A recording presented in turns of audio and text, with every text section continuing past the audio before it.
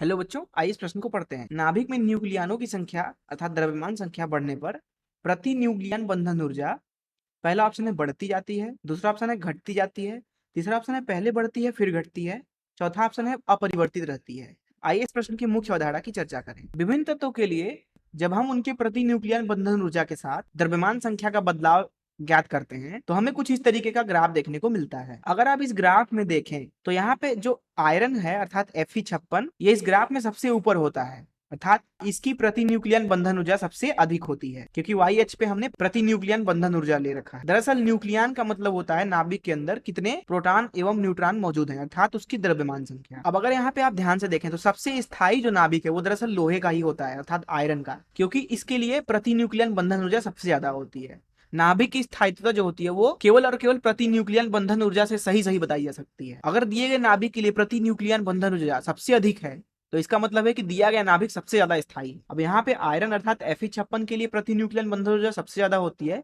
इसलिए यह सभी तत्वों में सबसे ज्यादा स्थायी होता है। और आयरन का जो परमाणु क्रमांक है वो 56 है, तो 56 से कम परमाणु क्रमांक वाले जो तत्व होते हैं वो दरअसल चाहते हैं कि नाभिकीय संलयन करके अर्थात चिपक चिपक के अपना द्रव्यमान संख्या बढ़ा लें, जिससे उनकी प्रति न्यूक्लियन बंधन ऊर्जा ज्यादा हो जाए और वो ज्यादा स्थायी हो जाए। अर्थात 56 के इधर वाले जो परमाणु होते हैं अथवा तत्व होते हैं वो दरअसल संलयन करना चाहते हैं, अर्थात 0 से 56 तक प्रति न्यूक्लियन बंधन ऊर्जा बढ़ती है।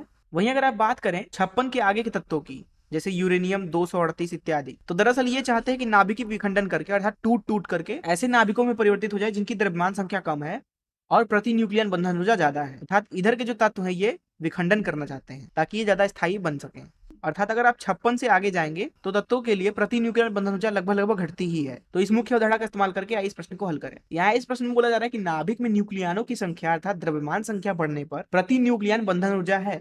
जैसा कि मुख्य उदाहरण में हमने देखा कि हमारे पास में ग्राफ है द्रव्यमान संख्या के साथ प्रति न्यूक्लियन बंधन ऊर्जा के बदलाव की। जैसा कि हमने देखा कि पहले तो 56 तक प्रति न्यूक्लियन बंधन ऊर्जा बढ़ती है, फिर 56 के बाद प्रति न्यूक्लियन बंधन ऊर्जा घटती है। तो इस प्रश्न के लिए जो सी ऑप्शन है वो दरअसल सही हो जाएगा, क्योंकि इसमें बताया जा रहा है कि पहले तो बढ़ती है फिर घटती है। तो इस तरीके से हमने इस प्रश्न को हल कर लिया। मैं आशा करता हूं कि आपको इस प्रश्न का हल जरूर समझ में आया होगा। धन्यवाद।